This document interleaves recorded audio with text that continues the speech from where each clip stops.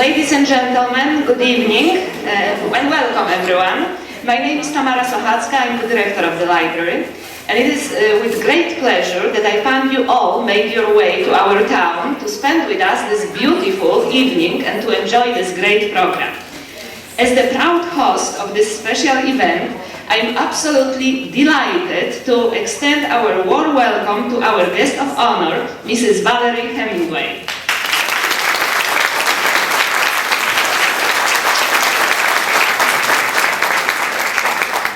Also, I would like to welcome and to express our heartfelt gratitude to the Michigan Humanities Council, the sponsor of today's event.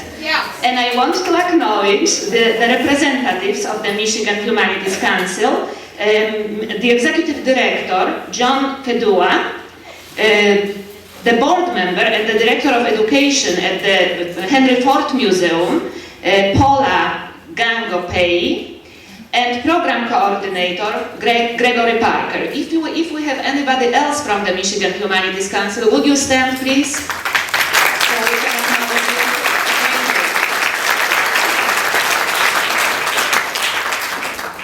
We are also very grateful to our friends of the library organization, and especially to Kathy Christie, George Gorday, and Richard Lapham.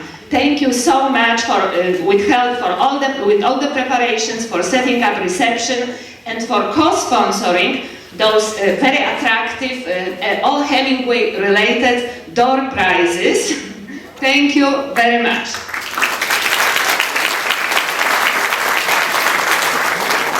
I would like to welcome and introduce our mayor, Dr. Karen Majewski.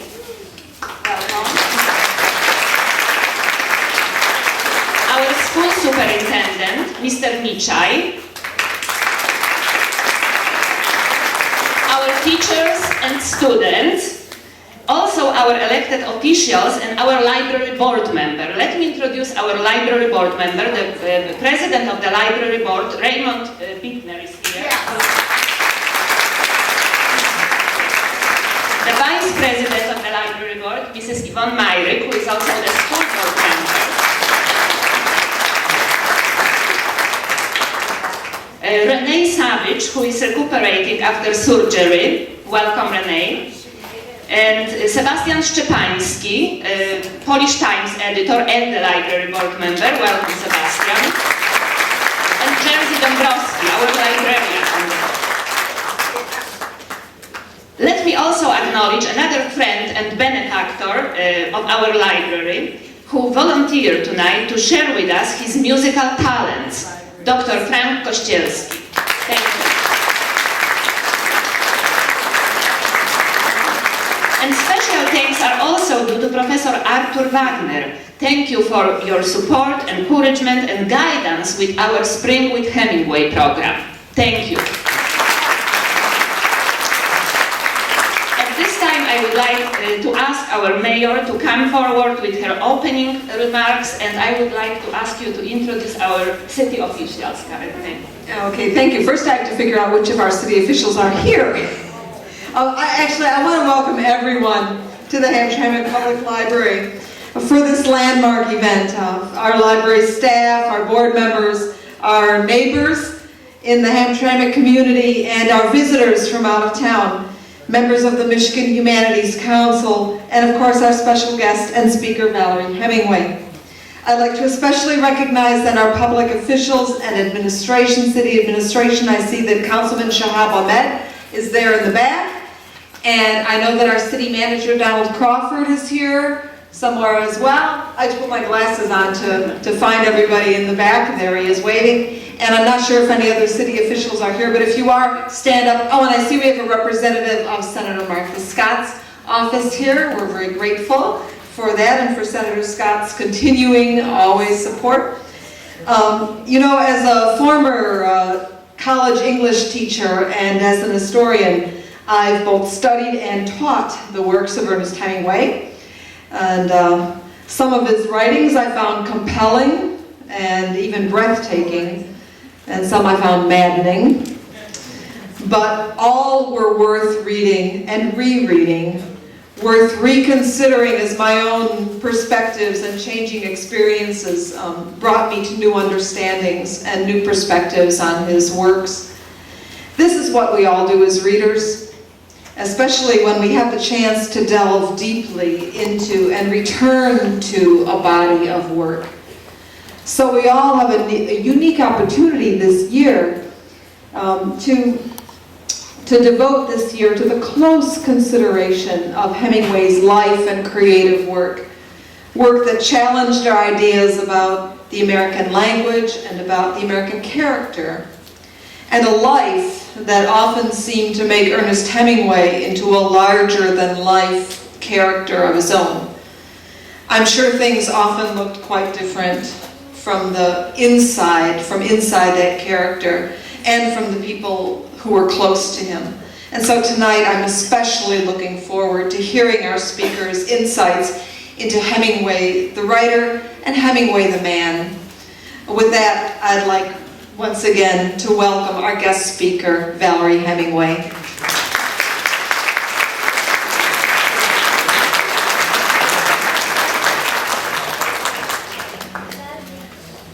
I now would like to invite the executive president, not the board member, I'm sorry, of the Michigan Humanities Council, Paula, I'm sorry, Fedua? Oh no, I'm so sorry. Welcome, thanks a lot. Thank you. Good evening, everyone. I would really like to thank you all for coming here tonight, this evening, for this very special event. I am Paula Gangopadia, and I promise there will not be a test how to pronounce my last name at the end of this session. It's not that. I go by Paula G. I am a board member of the Michigan Humanities Council, and in my profession, I am the Director of Education for the Henry Ford Museum Systems, all its sites. For those of you who don't know what the Michigan Humanities Council does, it is a nonprofit organization dedicated to public humanities programming. The humanities includes disciplines like history, jurisprudence, philosophy, literature, and perhaps a dozen others. But we can simplify all of that and tell you that humanities basically helps us define what it means to be human. Whether it's a traveling exhibit, looking at food culture, an oral history project, documenting the lives of factory workers, or a literary reading program like the Great Michigan Reads, when we walk away from a humanities project, we hope to learn more about ourselves as individuals and as a society. Last July, when we launched the Great Michigan's Read, our state's first ever one book, one state reading program for adults, we hope for success. We pictured thousands of people in all corners of the state reading Ernest Hemingway's Nick Adams stories. People reading it on Lake Michigan Beach, a library in Iron Mountain, in a park in Lansing, on a bus in Grand Rapids, or on a porch swing in Petoskey. We wanted to share this incredible work of literature with everyone in the state. We wanted to showcase a masterpiece that was indeed made in Michigan. 9 months later, our vision has turned into reality with nearly 200 partner organizations, 500 related events, a traveling exhibit, documentary, and amazing sales at our retail partners. In March, the Detroit Free Press published a special insert that reached 300,000 readers and 188 classrooms from Kentwood to Mansalona. With all of this exposure, we think Nick Adams is the next Harry Potter. Well, not quite. But I like to think we have made some great headway in addressing the ever-decreasing rates of literacy reading. To celebrate the success of the Great Michigan Reads, we thought we'd try to make Ernest Hemingway a little more real for the thousands of people reading the Nick Adams story. We hear so much about Hemingway, his reputation, his worldwide fame, his liaisons, but this is the public face of the writer. What was he really like? Well, we're about to find that out very soon. But first, let's travel back in time. I'm a historian. I like to travel back in time. Let's go back about 50 years. In 1959, a 19-year-old Irish woman was living in Spain, serving as a freelance journalist, experiencing life abroad, trying to figure out her place in the world. Her editor asked her to interview Ernest Hemingway, who was in the country to take in his beloved bullfights. The young woman was told where to find the author and what line of questioning to pursue. Hemingway, a worldwide celebrity at that point, granted the budding journalist an interview. But when the famous author turned the tables and began asking the young woman questions about her career, her writing, something clicked. He convinced her to really see Spain, to experience the bullfight, the culture, the customs, the people. And then he asked her to join his party in Pamplona for the annual San Fermin festival. There, she'd experience the running of the bulls. The young woman accepted Hemingway's offer. This offer would change her life. That young woman was Valerie Hemingway, and her memoir, Running with the Bull, captures what came to be life with the Hemingways. This evening, you'll hear some of that story, a remarkable journey that illuminates one of literature's most influential and iconic writers. Before I turn things to Mrs. Hemingway, I'd like to say a special word of thanks to the Hamtramck Public Library, who agreed to host the Hamtramck appearance of Valerie Hemingway. Thank you so much again.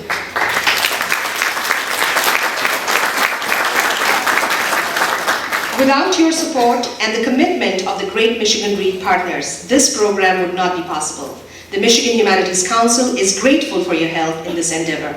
I want to mention one more thing before our feature presentation.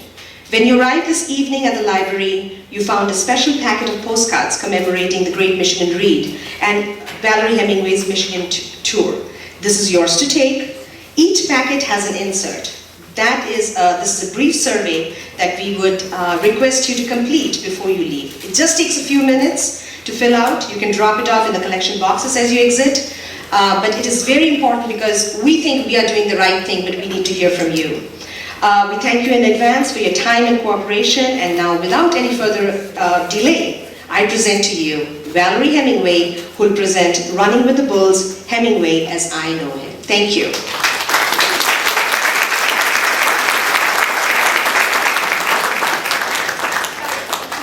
Thank you, Paula, for that introduction, and thank you, Tamara, and thank you, Mayor, and all the other officials and all the people who have really gone to a lot of trouble to bring me here tonight. I think I'll just start right away, because I'm sure you've heard plenty. My personal Hemingway. Many people who have an affinity with the works and life of Ernest Hemingway create their own personal Hemingway. Over the years, people have told me with true conviction what Hemingway was like. Through his writings and a knowledge of his life's exploits and adventures, they have created a person who is as real to them as a member of their own family or a close friend. Sometimes I ask these people when they're insistent, I say, when was it that you knew Hemingway? You know, how interesting. And, you know, they stop in their tracks for a minute. But it is true that this man, that not only his works, I mean, obviously if Hemingway had never written, none of us would be here tonight. But the personality was as large as the writing, and I think will live on forever. There are, I have found, many, many Ernest Hemingways. I too have a personal Hemingway based on an actual knowledge of the man, experienced over a 2-year period of living and traveling with the writer and his wife in Spain, France, and Cuba, with brief visits to Key West and to New York City. I had the privilege of observing Hemingway at work while being his assistant, and of developing a close friendship with him in his final difficult years. I'd like to give you a glimpse into that extraordinary period of my own life, which I have recalled in my memoir. In preparation for this visit to Michigan, I retraced Hemingway's early life, with emphasis on the summers he spent as a child in Michigan with his family. The Michigan Hemingway is a young man, bright, rebellious, curious, often a loner, growing up in a house full of women, where his overworked and sometimes absent father is henpecked by his domineering mother. Ernest's is the story of a child who studied nature with uncanny accuracy and learned the skills of hunting and fishing under the tutelage of his physician father. At an age when most children were playing with toys, Ernest was occasionally at his father's side when Dr. Hemingway was called out on a medical emergency to the nearby Indian camp. This was when the family spent their summers at Walloon Lake. The young Ernest was a witness to physical suffering and sickness, to the mysteries of birth and death. And that's sort of at the core of his writing. When you read the novels and the short stories, it's always birth, death, the hunting, all of the things that he learned as a youth in Michigan were at the core of his, really his existence and by extension of his writing. I suspect that Dr. Hemingway paid particular attention to his son because Ernest was surrounded by women, his mother and 4 sisters. When he was 16, his only brother was born. By that time, Ernest's ambitions for the future were sprouting, and he was setting his sights on escaping from family life and conquering the world. His mother, Grace Hall Hemingway, bitterly regretted exchanging a promising artistic career as an opera singer for housewifely duties. And as far as I can make out, she shirked those duties as much as she could, retreating behind headaches and letting the rest of the family pick up the chores. However, she instilled in Ernest an appreciation of music and art and probably encouraged his reading, but her selections would have been limiting. The personalities of mother and son clashed, especially in his teenage years. Ernest's character was also molded by his sister Marceline. Marce was 1 year older, but their mother, who fancied having twins, pretended that the siblings were of an equal age. This meant the child Ernest continually competed with his sister at a year's disadvantage. They were dressed alike and attended school together in the same class.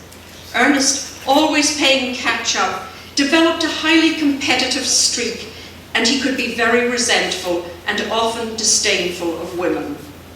Ernest grew to dislike his mother, but to his credit, when she was a widow, he supported her financially, as he did for his 4th wife, Mary's parents. And he was a very generous person. I mean, the person that I knew was a very kindly and generous person. He did have another side as well. When Ernest learned the principles of life and moral standards, while he learned it from both his parents, he often executed them in a way that caused consternation and hurt to those closest to him. And this happens, I think, any of you who have teenagers or who have lived through having teenagers, find that, you know, very often they learn the moral principles, but somehow they manage to turn them on you in ways that you had never imagined. It's worthwhile noticing that Hemingway did not fictionalize his Oak Park childhood. The mundane, humdrum suburban life of a middle-class youth clearly did not inspire him. It was the carefree Michigan summers that fired his imagination and prompted some of his best and most memorable early work. Rooted in Michigan, Ernest's memories of his childhood, youth, and coming of age laid the foundation for the Nick Adams stories. Hemingway wrote of these escapades, partly real, partly imagined, when he was in his 20s. It is sometimes thought that Nick Adams' stories are autobiographical, that Nick Adams was indeed the young Ernest Hemingway. Hemingway put it in another way in an interview with George Plimpton, editor of the Paris Review in 1958. He told Plimpton that what Huckleberry Finn is to Mark Twain, Nick Adams is to Ernest Hemingway. In other words, Hemingway took some of the incidents of his childhood and youth and all of his experience and welded them together.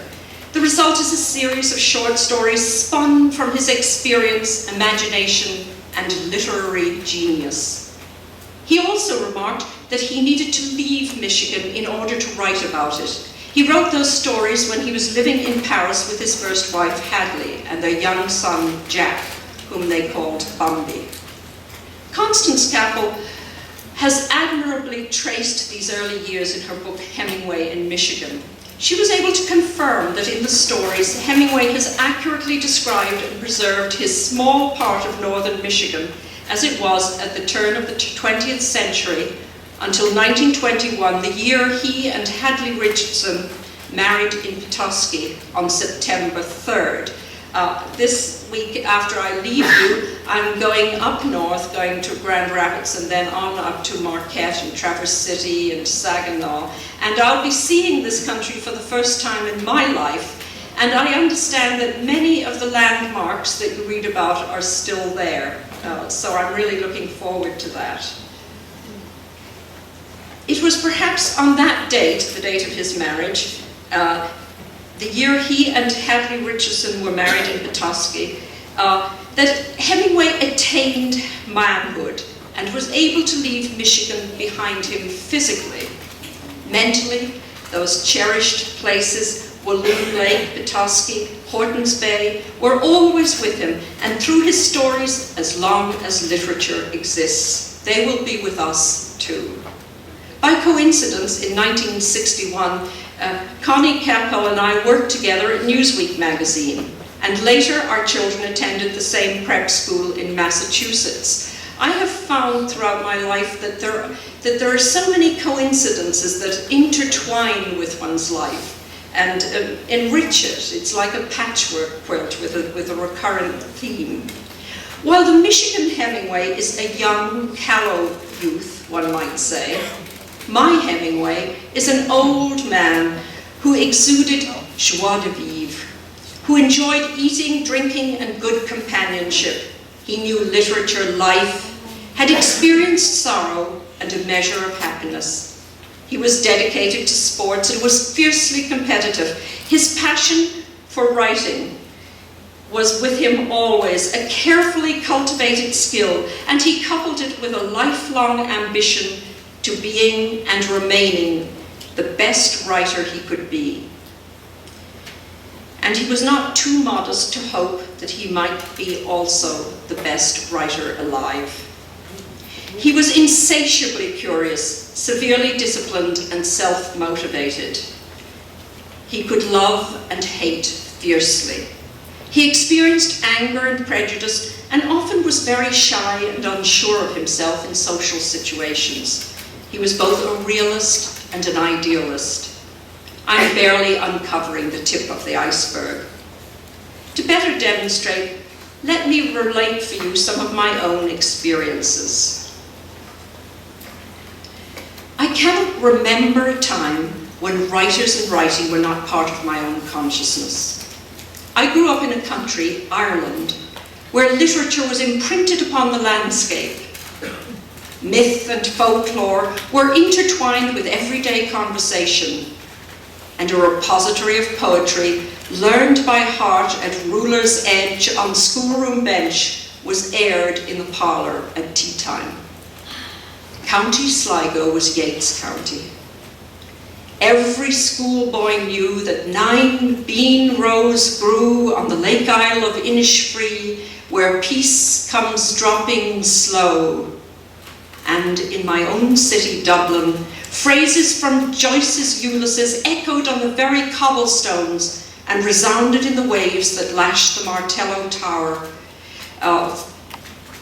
The Martello Tower standing within view of my mother's seafront flat. Never mind that the book was banned and as contraband as a bottle of pochine in the land of its origin. I'm sure you all know what pochine is. I know we have a few Irish people here tonight, and they'll probably be able to confirm that this is how it was then. Growing up in Ireland in the 40s and 50s was a perfect preparation for the adventures I would later encounter. My English mother was Catholic. My Irish father was Protestant. It was a union that was bound to fail. I was 3 when my parents separated. My father went to England to join the British Army and fight in World War II. My mother followed him to London in a final attempt to make the marriage work. Instead, she was to return to Ireland many months later, alone and pregnant. My parents never lived together again. In the meantime, my father, both a drinker and a gambler, left behind him in Ireland many debts and 3 young children. His sister, my Aunt Constance, had to pick up the pieces. She arranged for my older brother Peter and me to go to a Catholic boarding school, a Dominican convent on the north side of Dublin. I was at that school from the age of 3 until I was 17. It was to shape my mind and in many ways to shape the course of my life. The school holidays, some 4.5 months of the year, were spent at a country hotel run by an eccentric Irish family named Dunn. Summerhill, as the hotel was called, became known for its clientele: writers, painters, actors, retired military, and even some oddball members of the aristocracy. I grew up in the company of an eclectic and sophisticated assortment of people, some quite famous at the time. As a child, I met actors Barry Fitzgerald and Gene Autry, to mention 2 Americans. I was not impressed by celebrity. On the contrary, one of our great pleasures was at day's end for the family to gather together at the kitchen table to discuss and mimic the various guests, caricaturing their idiosyncrasies as we were doubled over with mirth. It was, I would say, a Celtic version of Fawlty Towers. What a pity we didn't think to write about it first. At the hotel, reading was considered a waste of time, so it was discouraged.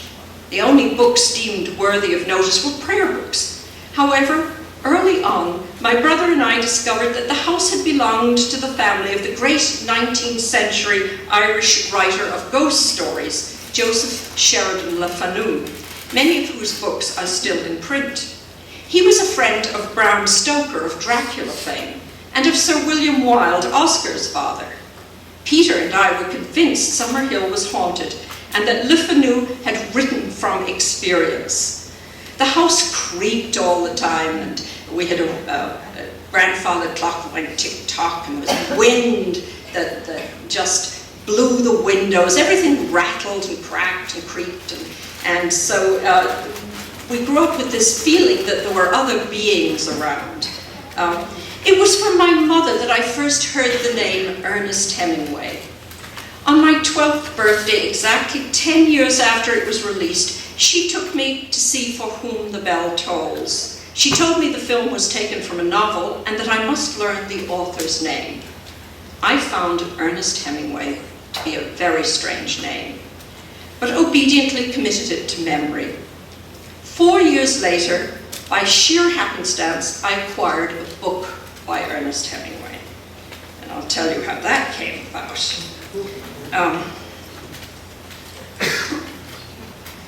My best school friend, Delphine, invited me to spend a fortnight each summer at the Garland, her home in Mallow, County Cork. Delphine's uncle Andy was on the censorship board. You see, in Ireland at the time, there was a strict censorship, and in fact, we hardly ever read any 20th century authors. They never passed the censorship board. I mean, almost anything you can imagine was banned. I mean, Joyce, our greatest writer of the 20th century, couldn't get his work published in Dublin. So, I mean, it wasn't surprising that that Hemingway also was banned. In fact, I think people took it as a matter of pride. If you were banned, it was far better than if you weren't. Anyway, Delphine whispered to me in the strictest confidence. Uncle Andy kept a stack of banned books on his bedside table, she confided, and if I could keep a secret, I would get to see them. On my next trip to the Garland, she would arrange for an invitation for us to visit cousins for an afternoon's ride. At some point, we would find a pretext to go into the house while the young cousins were still busy with the horses, and she would show me the books. They were well worth screening, she said, and so it happened the next summer. Everything went exactly as planned. We had to be quick. I rifled through the books. one caught my attention. I was attracted by the flashy cover showing a torero wielding the muleta in front of an angry bull with a hint of frenzied onlookers in the background, a sight quite different from anything I had yet encountered. It was the first time I set eyes on Fiesta, as the English edition of Ernest Hemingway's The Sun Also Rises was called. A fairly grubby paperback copy, well scrutinized by the censors. I slipped the book into my pocket, determined to read it as soon as I could. And this was the book really that propelled me to go off to Spain at the age of 18 and seek adventure and start my journalism career.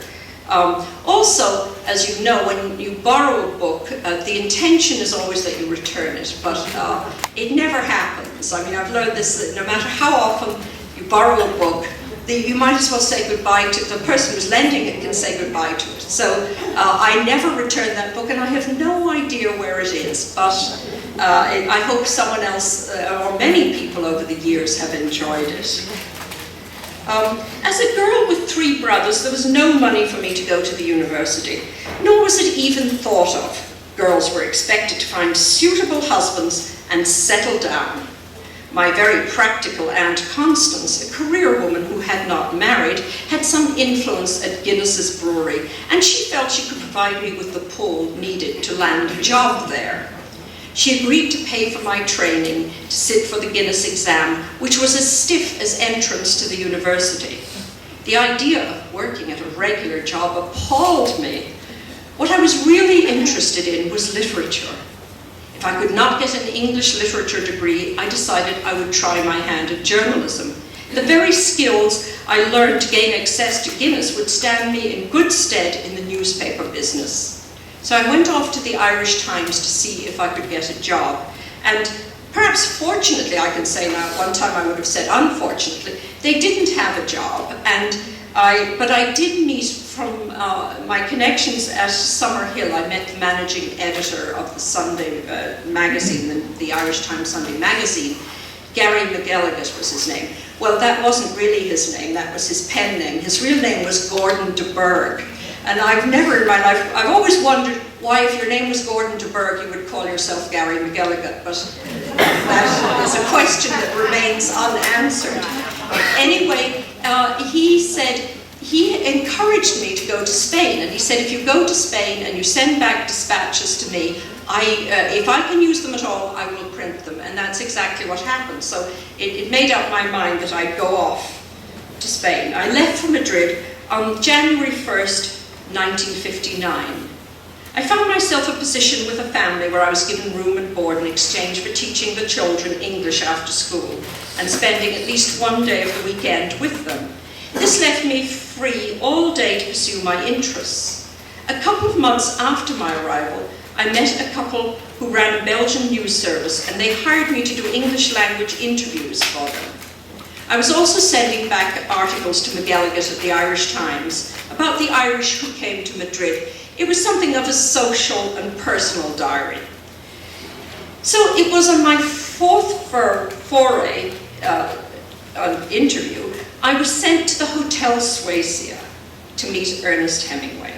I was told he was staying there and had lunch in the dining room every afternoon before going to the bullfights.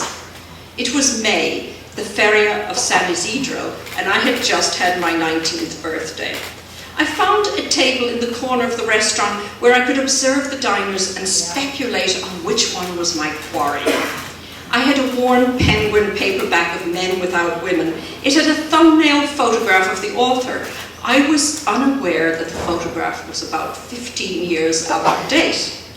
At last I saw someone who vaguely resembled my photo, and I called to the waiter. Is it possible that could be the great Norte-Americano writer Ernest Hemingway? I asked, feigning surprise. Oh no, señorita, he replied. That's not Hemingway. Don Ernesto is sitting over there. He pointed to a white-haired man at the head of a table of some 8 or 9 people. I would never have recognized him. As Hemingway made his way out of the room, I was in the lobby waiting for him. I approached politely and stated my business, and he asked me to come back the next morning at 11. He gave me his room number. And the next morning I arrived promptly, armed with the question sheet Genevieve Holstein had given me. To break the ice, Hemingway asked me a few questions about Ireland, a place he had never visited, but hoped to do so. Unfortunately, he never got there. He told me of his friend James Joyce and of Chink Eric Dorman Smith, whom he'd known since Italy and the First World War. And I often thought that one of the reasons he readily granted me the interview was because my maiden name was Danby Smith. Now we have some Irish people here, and that's a dreadful name to grow up with in Ireland, especially if you're Catholic, because it's an Anglo name, and I hated it. But in meeting Hemingway, because of his great friend, Chink Dorman Smith, I think he sort of made a connection and was very friendly with me and told me all about Eric and sort of said, did you know him? Well, I didn't know him, and I didn't know Joyce, unfortunately, but I did know quite a few Irish literary people from my upbringing in the hotel. Well, as was mentioned in the introduction, I started the interview, I had one question, and it was, Mr. Hemingway, why is it you come back to Spain for the first time since the Spanish Civil War? Nothing here has changed. Franco is still in power. What has propelled you to come back? And he looked at me, as if I were a complete moron, and said, well, I was here in 1956, and then I was here in 1953 on my way to Spain, on my way to Africa, on safari, and sort of suddenly, since I, being a 19-year-old, had not done my homework, I didn't know where to go from there. So the only place I could go to was where I'd come from, which was Dublin. So I told him about finding the banned book on the bookshelf, and that brought me to Spain, and about buying a copy of Ulysses in London. I was in the summer I was 16, I spent in London, and I went back to Ireland with a 10 and 6-penny copy of Joyce's Ulysses, which I still have with its brown paper cover that I had to put on it to get it through the customs, because I would have been in big trouble bringing a banned book into Ireland. So we just got on like a house on fire, and he said to me, he started asking me, what are you doing? How is your career progressing? How are you going about it? And when I told him, he said, well, you're going about it entirely in the wrong way. If you want to be a journalist and a writer and be successful, you have to know about all the things around you. He said, forget about Ireland and doing a social and personal column. Learn about Spain and write about Spain. And then he said to me, take down these names, and he gave me introductions to people. I mean, it was amazing.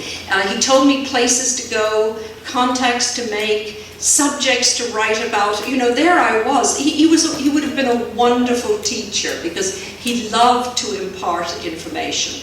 And he didn't do it in a dogmatic way. I mean, he always, when he learned that I hadn't read his books, because first of all they weren't available, but also because there was this attitude in Ireland in the time of my growing up. Well, we thought, the great writers in the world were Irish. I mean, it was unfortunate we had to speak English, but that had been our language for 700 years when the English invaded and took over. But then the English came next. But we felt in America, they'd only been speaking English here for a couple of hundred years, and it would take at least another couple of hundred before anyone could write a decent book or novel or that. So in my school years, we didn't have a single American author. I mean, I was totally ignorant. And I think Hemingway, this was very amusing for him, and he wanted to prove to me that there were some good American writers. So when we went off to a bookstore, both in Madrid and later in Paris, and he bought me a stack of books that I still have, and there was Fitzgerald and Steinbeck, and also, well, Lawrence Durrell, who wasn't American, but a lot of just the basics. And of course, now when I say he bought me these books, in the English language bookstores in these countries at that time, it was very limited. I mean, you couldn't just go in there and ask for any book. They just had a certain number of books. But he introduced me at that time to American literature and what I should read. And you know, later I was very grateful. And he got me a whole set of his own books. And he would ask me to read them, and he'd say, now, I think this is a pretty good book. What do you think of that? And it was sort of rather funny, but being 19, I didn't think that was odd. I didn't think it was that, you know, one of the greatest writers alive was saying to me, read my book and tell me, you know, tell me if you think that's good. Well, he thought it was good, but he wanted my opinion. He didn't say, this is a great book. He'd say, I want to know what you think of it. And I mean, that's very encouraging, I think, to a young person. And I found that Hemingway, he related very, very much to young people. And you know, this maybe goes back to the eternal Nick Adams. Nick Adams is eternally young. He's a young man who's going through life from childhood, teenage years, into adulthood and learning. And Hemingway never ceased learning all his life. Well, now we're back to Spain in 1959. I'd begun to make some money from journalism, and I left the family and took a room in a German household and started giving English lessons to supplement my income. Engrossed in the moment and trying to make ends meet, I'd entirely forgotten about Ernest Hemingway and his invitation to come to Pamplona. One day in late June, I was passing the old apartment building when the concierge came running out and shouting my name. "I've some mail for you," he said, and I followed him inside. There were 2 letters and a package, all in the same unrecognizable handwriting. I looked at the postmarks and opened them in sequence. They were from Juanito Quintana. Juanito was at the Hotel Suecia after my interview. He and Mary Hemingway came back into the room, and it was then that Ernest said to Juanito, "You better get Val." He always called people by abbreviated names or nicknames. No, he didn't give me a nickname. People always said, "What?" Because he invented a name for everyone. But I guess I wasn't around long enough to get a special name. But he said to Juanito, you know, if she must come up to Pamplona, and it's way too late to get reservations, so we will use our contacts and get her accommodation. So Juanito said, he took my address and said, but you must make sure if you're not coming to let us know, because, you know, getting accommodations like trying to find gold dust. So I assured him that I would, and then I forgot all about it till these letters arrived. They were from Malaga, where the Hemingways were staying. The first letter told me that he had booked me a room in Pamplona and I must cancel by June 15th if I couldn't come. The second letter was dated the 19th of June and said Hemingway was delighted I'd be joining them at Pamplona. He'd asked Juanito to send me Guerre à la Tristesse, a beautiful book on bullfighting with photographs by Inga Morath, who later married Arthur Miller. And I was very lucky to meet Inga a few years ago before she died, and I mentioned this book to her, which I still have, and is autographed by Hemingway and by the 2 bullfighters, Antonio Ordóñez and his brother-in-law Luis Miguel Dominguín, that the book The Dangerous Summer is about. And so Inga autographed the book for me, so I was very pleased with that. Juanito said I was to do my homework before I set out for Pamplona. And I knew then my fate was sealed. I was obliged to go to visit the Hemingways at San Fermin. I should just mention that Juanito Quintana was Montoya, the model for Montoya in The Sun Also Rises, and the Hotel Quintana, where Hemingway stayed as a young man in the 20s, was the Hotel Montoya in The Sun Also Rises. It hadn't occurred to me that the Hemingways were inviting me as their guest. When I arrived in Pamplona, the landlady told me that my accommodations were already paid for.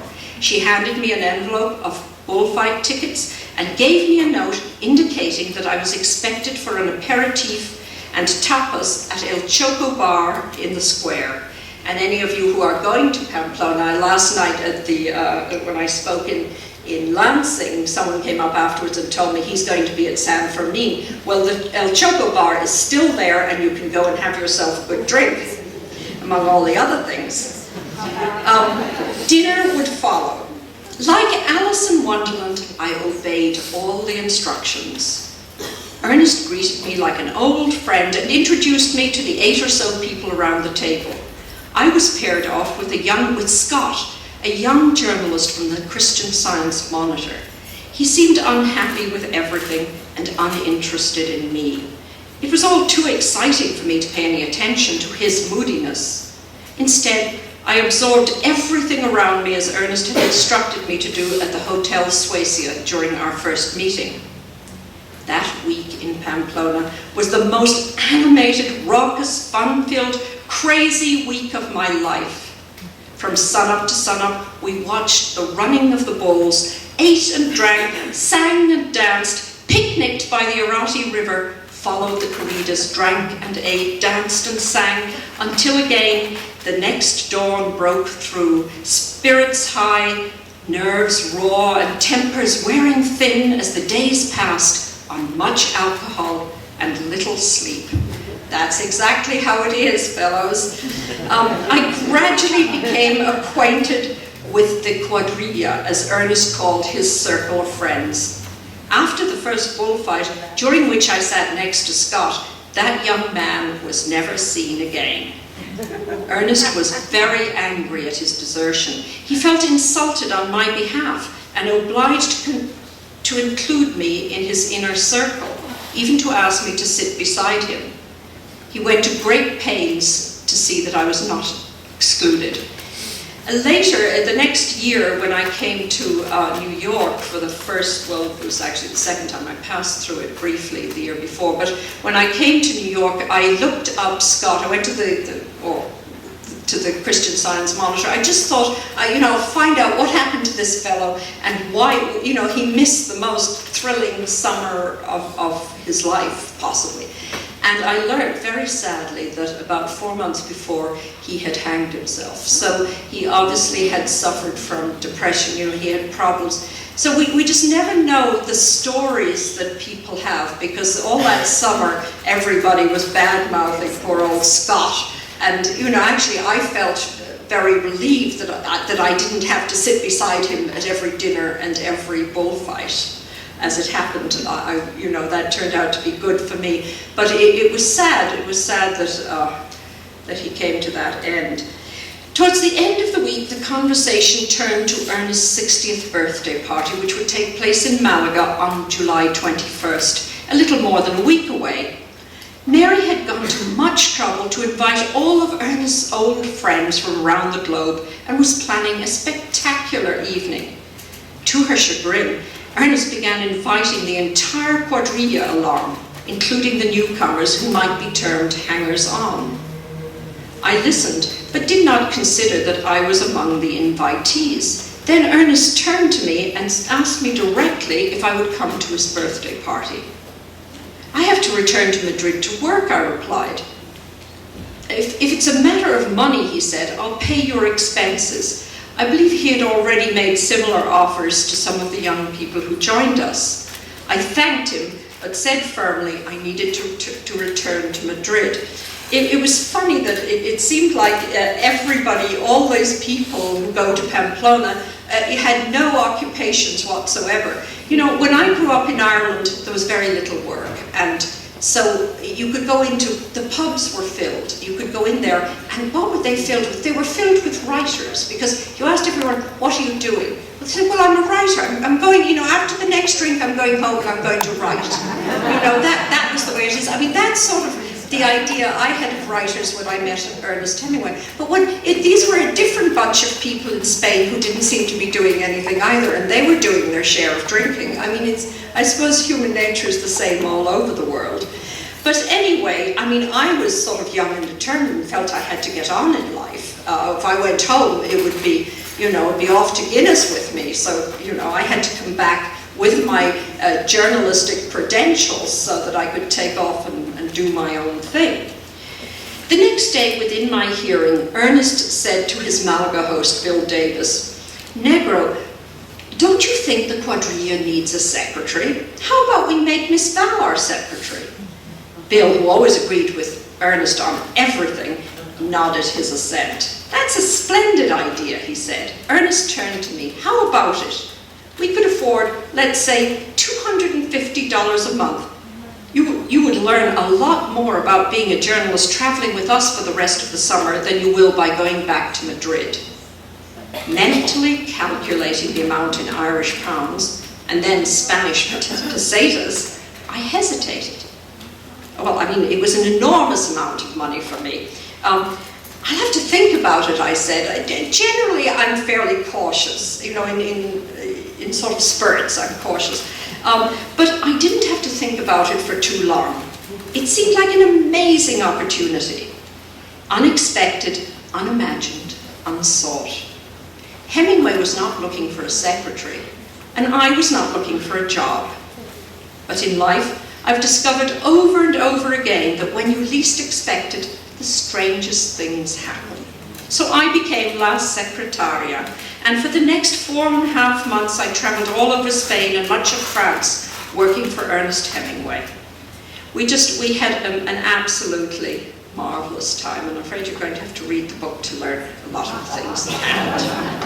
But all good things must come to an end, and so did that dangerous summer, as the book he wrote about it was posthumously titled. Late in the summer, Ernest asked me if I would join them in Cuba early in the new year. I decided it would be foolish not to accept the invitation, and in January 1960 I set out for Havana. Life there was very different from what we had experienced in Spain. For me, coming from damp, grey Ireland, Havana was a warm, lush paradise. Life at the finca was in stark contrast to the crazy frenzy of the Spanish summer, chasing the bullfights, boozing, the ever-growing quadrilla of friends and hangers-on, never a quiet moment for reflection. In San Francisco de Paula, the suburb where the Hemingways lived, we followed a quiet, disciplined regime. Ernest writing, swimming, fishing, staunch old friends coming singly or in pairs for dinners on designated nights, occasionally eating out, well, that would be at the Floridita. No fuss, no flourish, no adulation or interference. It was funny, I mean, I was so lucky to see both sides of Hemingway. There was that sort of crazy Spanish summer, and then the real writer, the writer in his own habitat. And Hemingway was, and it was there I learned that Hemingway was an extraordinarily disciplined writer, and that writing was his entire life. He never let a day go by without writing first thing in the morning, and he had various principles, and one was that he always wrote until he was really going well, and then he stopped, because that way he knew that the next day he could take off from where he had ended the day before. He wasn't going to be in a quandary. He never allowed, he would write through hours if he found that he got, writer's cramp or he was stuck for ideas. He would then move on to something else. He would start at another chapter. He would maybe even start on another piece of writing, but he wouldn't put his writing away until he was going good, as he said. Then the morning was writing, and then after writing he'd go down to the swimming pool and he would swim a couple of miles in laps. And then there was a nice long leisurely lunch. And after lunch, most afternoons we spent a couple of hours. That in the morning I was often I typed up a movable feast. I was very, very lucky to be in Paris with him when he had the manuscript of A Movable Feast. And he took me around Paris on 2 different days, and while he was checking all of the places. And it was the first time that I realized that a writer just doesn't sit at his desk in his study and write, that a writer must go out and know things. I mean, that was another one of Hemingway's principles, was that you always write about what you know. And he made it his business to know when he wrote, whether he was writing about landscape or if he was writing about boxing or anything he wrote about. he knew about it. He didn't just imagine. I mean, maybe he wouldn't have made a good science fiction writer. There are always exceptions to every rule, but what he wrote about, he knew, and I think that's why it endures today, because it is so authentic. I mean, I would like to convey to you this sort of the jollity of it. It was so much fun traveling with him, and in the south of Spain it was fun, but it was also work, because writing was sort of intertwined with his life. He had the manuscript of the Garden of Eden, and again he retraced some of the scenes and episodes there, and he was trying very hard to come to, he wanted to have a concluding sort of surprise in it, and he was working out possible endings. One was going to be a car and a motorcycle crash, and he actually never wrote this. But Bill and I sat in the car or walked around while he actually measured with his feet the distance, and he was calculating speed, like what speed and what angle of corner would it take for this crash to happen. And I was just amazed, because I didn't think, I thought that you sat in the pub and you invented your writing. I didn't think that this was that serious. Ernest used to call it his trade, and he did treat it a bit like that. Well, by May 1960, a gloom was coming over Ernest, which soon would blossom into a full-fledged depression. There were rumblings in the US that it was breaking off diplomatic relations with Cuba, and Ernest was being urged to leave. His eyesight was bothering him, and his eyesight was terribly important. He taught me deep-sea fishing, he taught me to shoot. He read 3 books a week. I mean, everything he did, he was very keen. Observing things was very important to him, and when his eyesight started failing, that really did add to his depression. He called me into the library one day and said that I had better start thinking of what I wanted to do, since soon he would no longer need my services. He told me, and it was to be a strict secret between us, that he intended to commit suicide. If he could not write, if he lost everything he loved in Cuba, there was no point in living. I was angry, because he had often referred to his father's suicide in 1928. He had called his father a coward and said suicide was the coward's way out. I tried to reason with him, and then feigned indifference. He said that I would have to leave because he would not kill himself while I was around. So I secretly planned to stay as long as I could. We'd set sail for Key West on the 27th of July that year. Ernest would fly to New York, and Mary and I were to accompany the luggage on the train.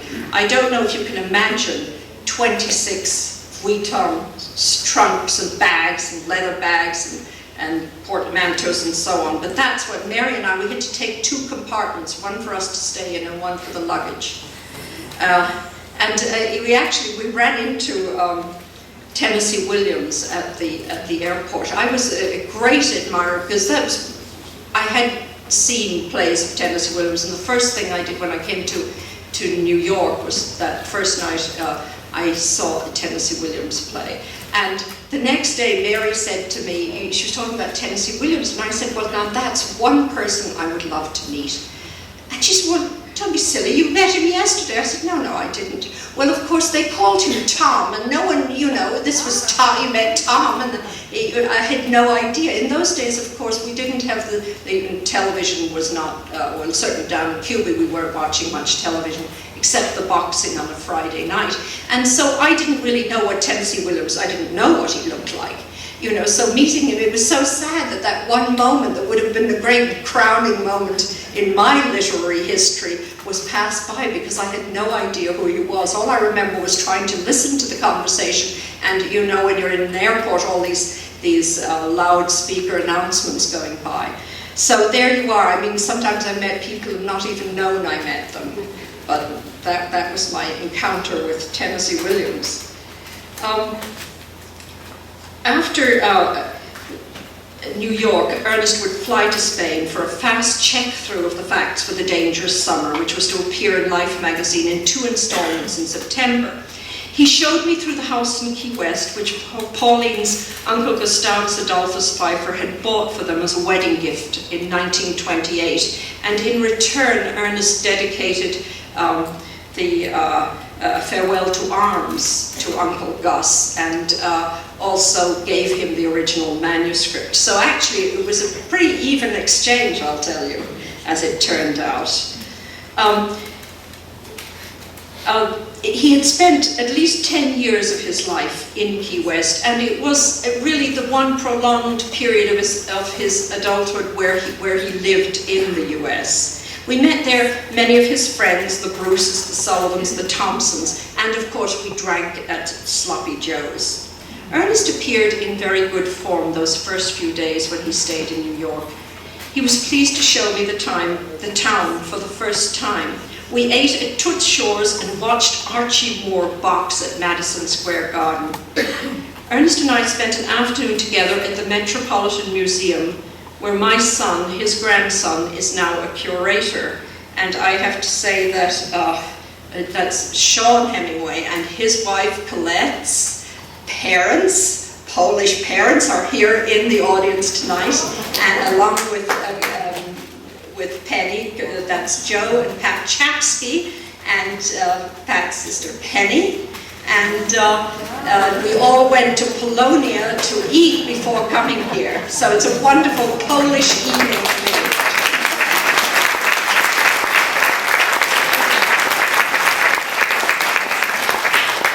I think Ernest would be very proud if he knew that, his grandson was a curator in ancient Greek and Roman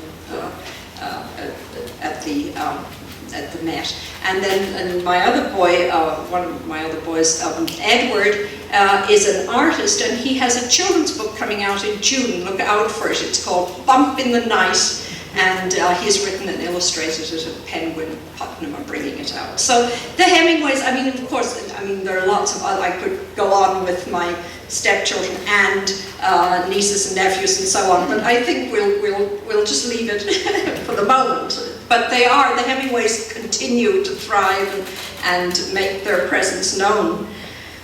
We walked through the Impressionist galleries and later spent time looking at the Winslow Homers. That was one of his favorite artists. I crossed my fingers that his thoughts of suicide were gone. Mary and I saw him off to Madrid at what was Idlewild Airport on August 4th. He said he wanted me to join him as soon as it was feasible. Later, I flew to Paris a couple of weeks later. He had cabled me suggesting I come down to Madrid immediately, so I took the train. He met me there at the station alone, which was unusual. Usually Ernest had his little entourage around him. I remember how pale and thin and scared he looked. I could feel his ribs as he hugged me. It was not 3 weeks since I'd seen him, but he was a changed man. His physical and mental health had deteriorated, or so it seemed to me. We went to the Hotel Suecia, where he was staying, and where he had booked a room for me. Bill Davis was there. We were about to leave for Malaga the next day. At the first opportunity on the drive south, Ernest pulled me aside and asked me if I noticed how Bill was driving. Not the best of drivers, Bill seemed the same as ever. "He's trying to kill us," Ernest said. "He tried last year and it didn't work, and now he's trying it again." He was referring to an accident we'd had with the brand new 60th birthday Lancia the year before, when Bill fell asleep at the wheel while driving southwest into the blazing late afternoon sun. In those days, there weren't the liquor laws, and certainly not in Spain, that you have today, so we always drove in the car with a bottle of wine. We would have had a Rioja from the North Country and a hunk of Manchego cheese, which now you can get readily in America, and probably a raw Bermuda onion, though that was Ernest's sort of staple, was to have the cheese and onion, which is a very English thing, funnily enough. And we always sort of had slugs of wine going around. You know, people have asked me, you know, they say Hemingway was a dreadful terrible drinker, wasn't he? And my response, which is not as facetious as it seems, is, you know, I grew up in Dublin and I thought he was a moderate drinker. But there you are, everything is relative. Anyway, the car was badly damaged, but the three of us were unhurt. I realized for the first time that Ernest was having serious problems.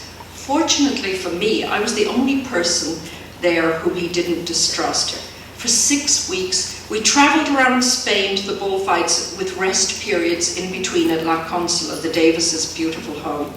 There was no resemblance to our life 1 year before. Ernest became paranoid each day and retreated into his shell. He didn't want to see or talk to people. He often stayed at home while we ate out. Finally, it was time for him to return to the US. Those last days he talked of suicide. He said he hoped the plane would crash to save him the effort of killing himself. There was no way I could console him. It became apparent that there was no way of getting through to Ernest. If he was determined to die, there was nothing I could do to prevent it. It was dark when we arrived at Baracas Airport. We still had plenty of time. As Bill opened the door, there was a chill in the air. He and Hotch accompanied the Skycaps into the terminal with the luggage to attend to the details of checking in. Annie, that's Bill Davis's wife, Annie said she must find the loo. Ernest sat beside me in the back seat of the car, his arm lightly over my shoulder. A drizzle dimmed our view, curtaining us from the world outside. Tears we could not shed streamed from the blackened sky, making patterns on the window pane. A tremor of anguish shook me as we embraced that last time. I held him tightly, hoping that whatever strength I had would be passed on to comfort him and steel him for what lay ahead. I scrunched my eyes, wishing as hard as I ever had when blowing out birthday candles, that some miracle could transform our lives. That death was not his only option, that the calendar could be turned back a year, wishing for anything but the black void that engulfed us, the nada of despair. I could not bear to look into Ernest's eyes. I knew they brimmed with sadness. I thought of Yeats' line, "The world is more full of sadness than you can understand." He said he hoped the plane would go down and put an end to it all for him. "Don't," I protested, fighting back tears I had promised myself not to shed. Suddenly, as if aware of my discomfort, he came out of himself for a moment and told me that I would be all right. I had lots to live for. Unconvincingly, he added that one day maybe things would be better and we would be together again. "Of course we will," I reassured him. "I'm sure of it." Tears welled in his eyes. "No matter what, no matter where we are or whatever happens, I will always be with you. You can count on that," were the last words he said to me. Then Annie knocked on the window and we let her in. I had told Ernest that I would not get in touch with him until I heard from him. If he needed me, he should let me know and I would be there. He could count on it. I did not hear from him again. The next time I would be present with Ernest was at his funeral. I was not surprised to hear of his death, but I was very surprised and saddened 39 years later to come across a letter he had entrusted to someone to deliver to me, urgently asking me to get in touch with him. It was dated a few days before his first recorded suicide attempt. This untrustworthy friend kept the letter and sold it to a collector sometime after Ernest's death. I doubt that I could have done anything to change the course of history, but Ernest must have felt that my apparent desertion was yet another reason to pull the trigger. Anyway, Mary invited me to the funeral. I was working for Newsweek at the time, and Newsweek, of course, was very keen that I should report on it. So they said, of course, go off, take the time off and go to the funeral, bring us back a dispatch. And I said, well, there's no way I could do that because for Hemingway, loyalty came first. Loyalty in friends was absolutely demanded. And one of the, in fact, the only stipulation when I went to work for him was that if you live with me and my family, you do not write about us. And of course, that brings up questions, why did I write the book later? But we won't get into that right now. But anyway, at that time, I could not have broken that promise that I wouldn't write about him. But ironically, and this is the way life works, and sometimes the worst things they work for the best in many ways. So Mary, when I got there, she was horrified, so she excluded me from all the family gatherings. And the other person who was excluded because he'd fallen out with his father and Mary was Gregory Hemingway. So for 4 days, the days of following his father's death, I spent in close contact with Gregory, and he was married at the time, but 5 years later, when he was divorced, we married, and were married for 21 years. So things happen in strange ways. Well, a week after I got back to New York, Mary got back in touch with me, and she said, you know, I really was sort of shattered, and I'm sorry, I didn't mean, you know, I'm sorry I mistrusted you, and I want to go down to Cuba, and I've just got permission from the State Department, and will you come down with me? Because I had an Irish passport, which I still have. I also have an American one.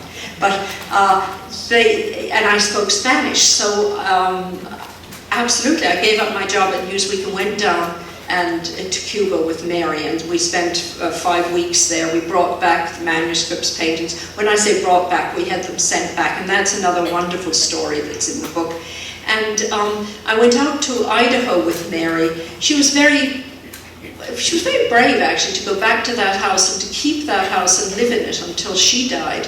But she, at that time, going back for the first time with those memories, I went back with her, and then she asked me if I would, she was Hemingway's literary executrix. She asked me to work, and I did for the next 4 years, putting all the papers, classifying and cataloging all his papers, reading through the manuscripts, letters, and it was for sort of one short moment in history, I think I knew more about Ernest Hemingway than anyone else in the world. And it was then, he had spoken to me a fair bit about Michigan, because he loved Michigan, and of course his sister Sonny was here, and they corresponded and they spoke on the phone occasionally, so he always filled me in when he talked to people who it was and what the connection was.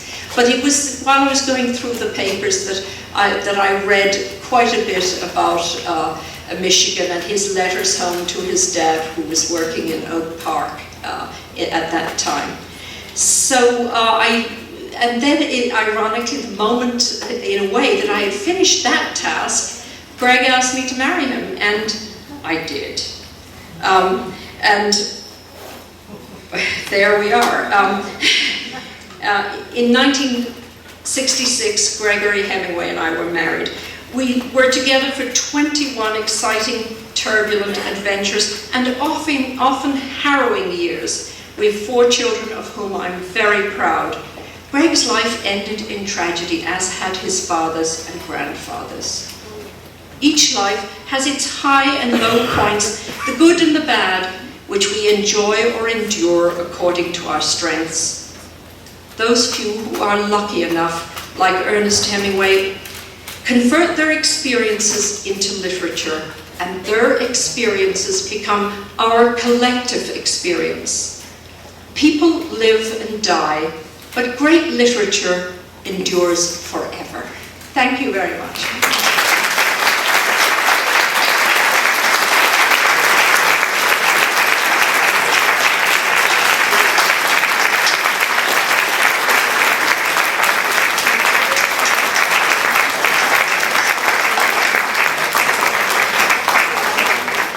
Very much.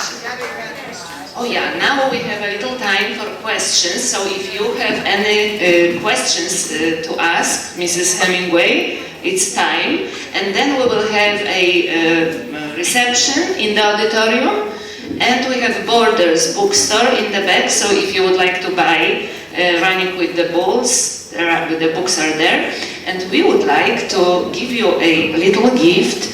This is, we are also an island. She came from an island, and we, Hamtramck, are an island on the city of Detroit. And Ireland is called the Emerald Island because it's also beautiful and with beautiful vegetation. Not your own home.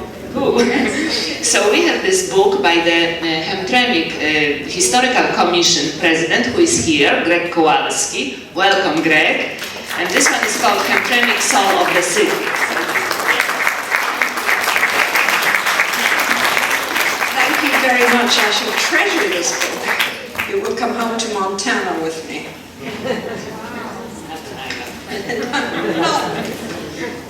So do we have any questions?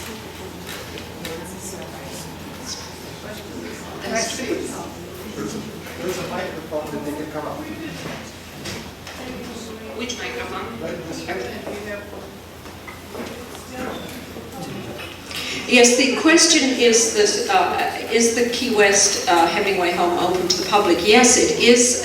I suppose you'd call it a museum, and it is very well attended. I was there a couple of summers ago, and I think I started counting because I was signing some books, and I counted something like, well over 1,000 people in about 3 hours, because the cruise boats come in, and that's one of the, and people come in 30 and 40 at a time.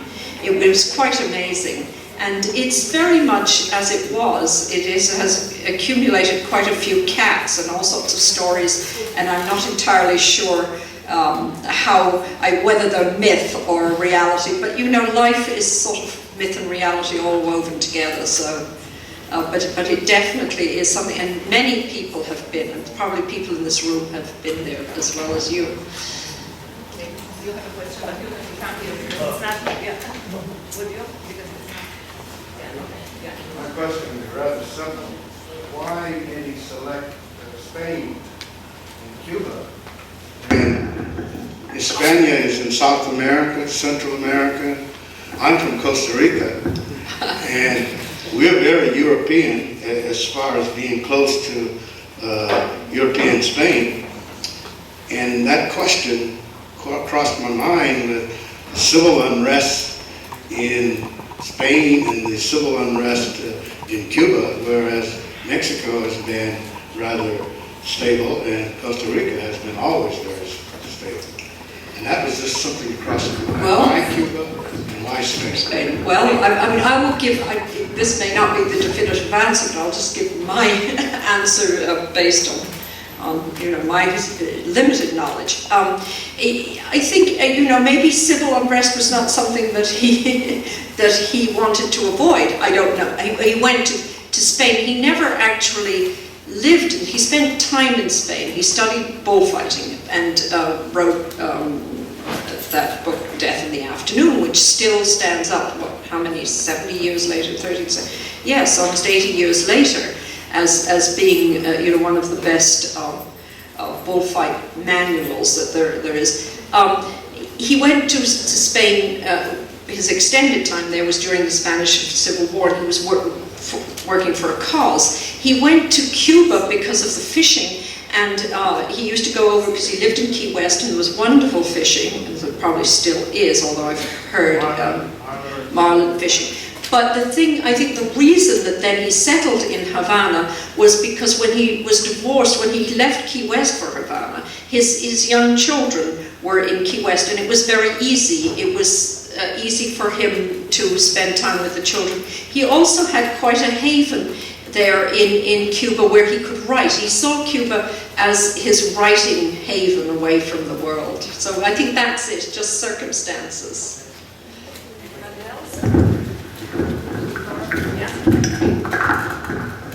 I know you might have a personal favorite among his novels, and I'd be interested in that, but I also wondered what you thought was his greatest novel.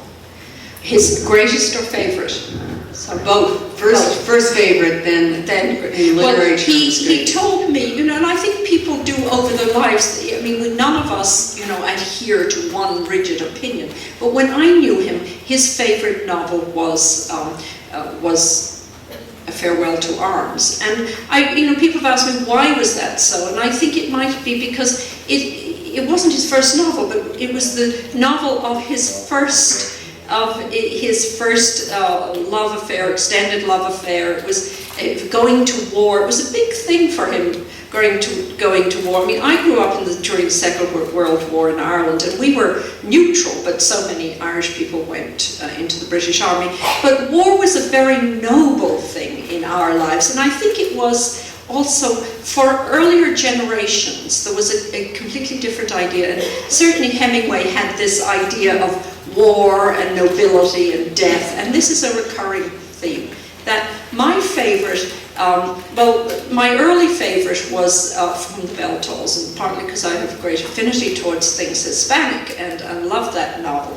But then, as I grow older too, and I think about the time I spent with Hemingway, I love A Movable Feast, because in a way I feel part of that. I typed up the manuscript, I walked the streets of Paris with him, and when he was checking the various items in it, and learned from him the stories of Gertrude Stein and Scott Fitzgerald and all these other oddballs. Well, maybe not all. Maybe that's a wrong thing to say, but you know, in some ways, these people. So that is perhaps the answer to that.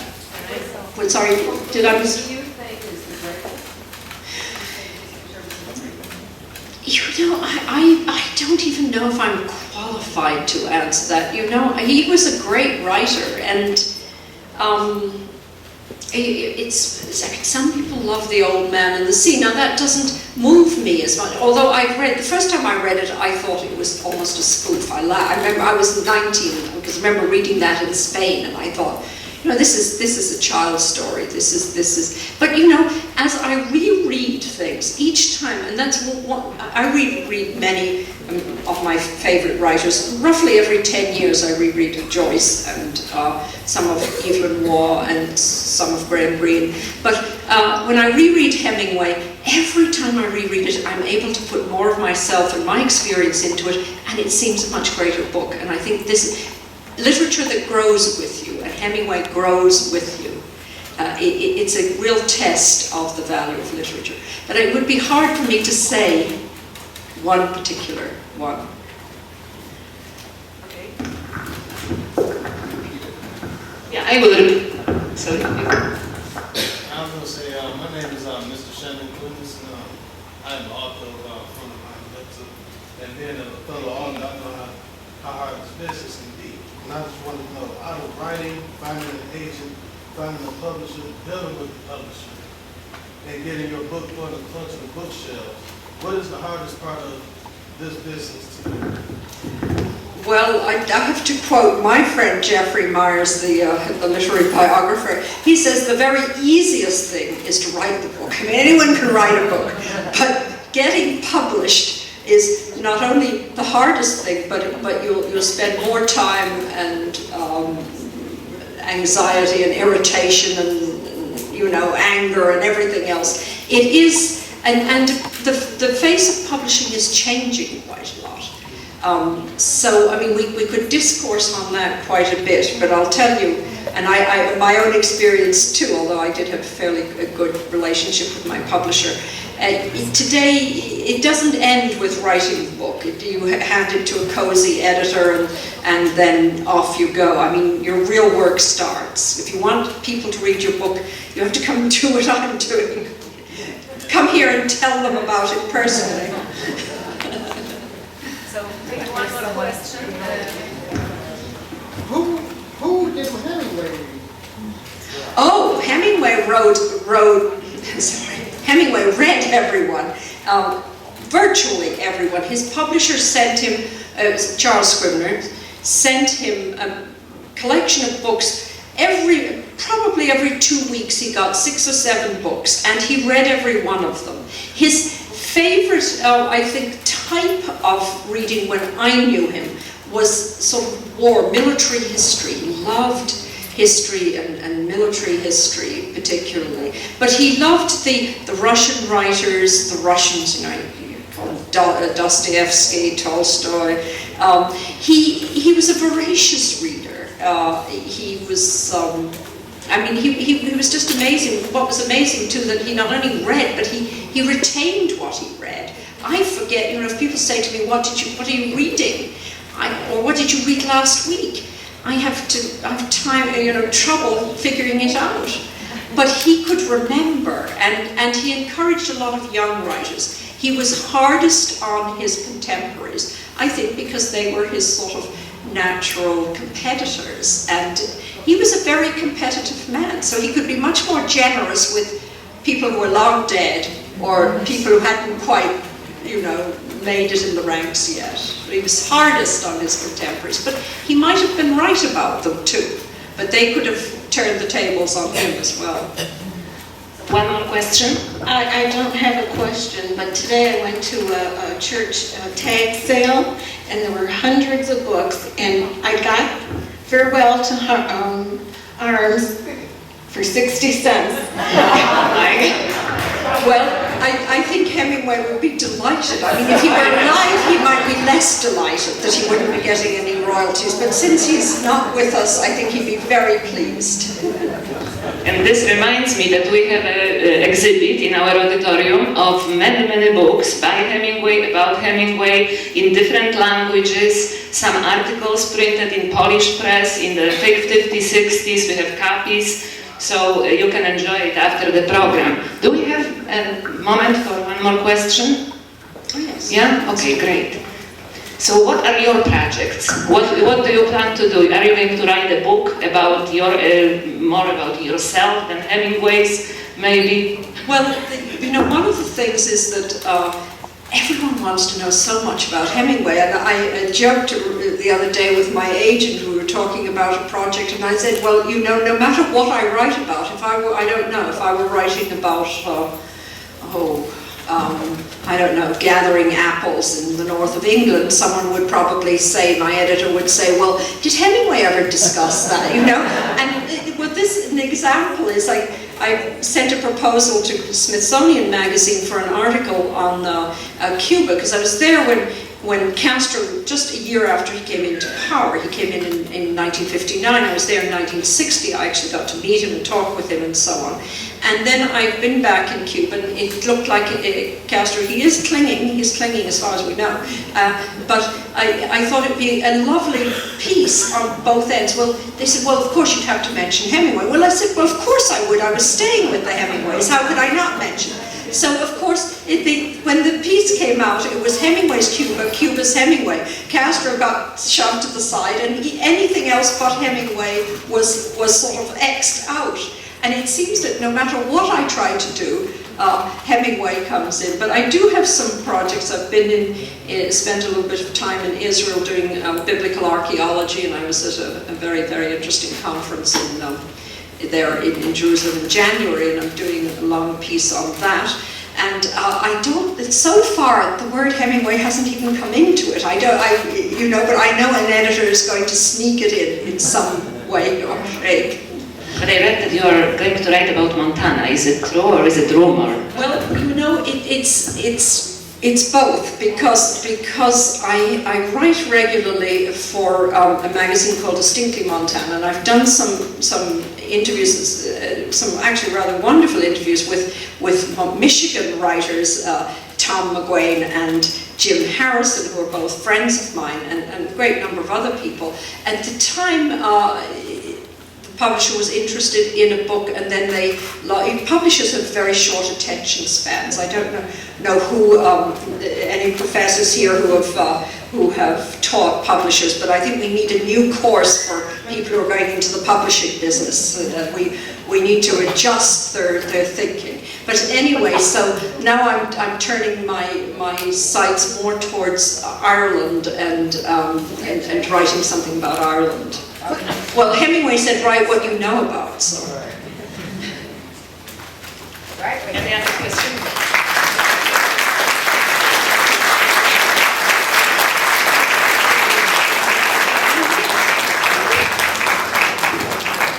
Oh, one more question? Okay, but the last. I want to tell you how much I enjoyed your talk, and I'm going to buy your book. And I had the pleasure of seeing a replica of Hemingway's boat in Isla Morada last summer. Yes. You know about that replica that is there? I do, but I haven't seen it myself. They give the story about Hemingway, and there's a copy of his boat. And I understand he was very attached to it, very sad to leave it in Havana. Yes, it's a beautiful boat. It is down there at the Finca right now, at the Hemingway Museum. Is it? Yes, where he lived. You know, the same. My daughter, Shelley Burris, who's back there, was at the Hemingway Museum just recently, and perhaps she might like to say something.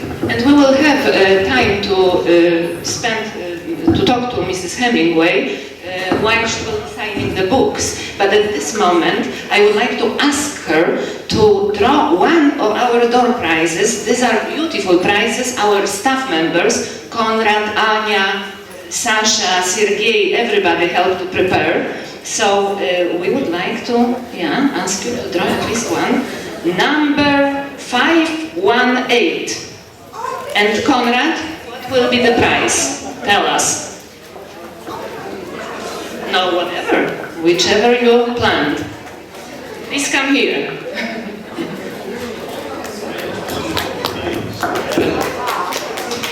Yeah, we have the little Spanish Portugal in a vintage luggage case to go out there with a copy of For Whom the Bell Tolls.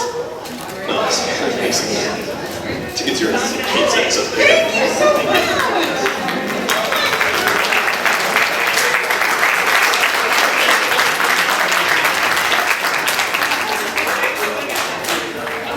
Maybe one more. This was really fun.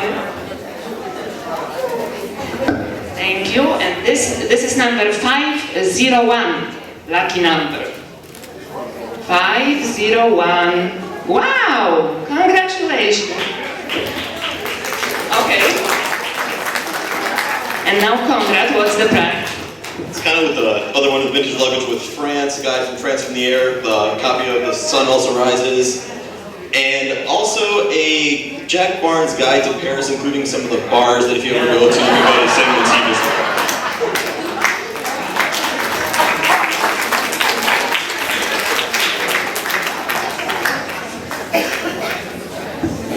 All right, and one more? Yeah, 3. Number 469. 469. Please. Oh, and this is a fishing experience. It was very popular during another campus. So you can go directly fishing. Yeah. Congratulations. So thank you very, very much. I know that Valerie has a great staying power, but I imagine that you must be tired now. So we will now sit in the back, and Mrs. Hemingway will sign your books, and the rest of you, I invite you for the refreshment in the auditorium. Oh, we will have table right here. Okay, great. And we will continue with drawing of the door prizes. The door prizes were donated by the Friends of the Library, Bożek Food Market, Eden's Bookstore, Detroit Edison, and some other local businesses. So we will continue with the door prizes right here.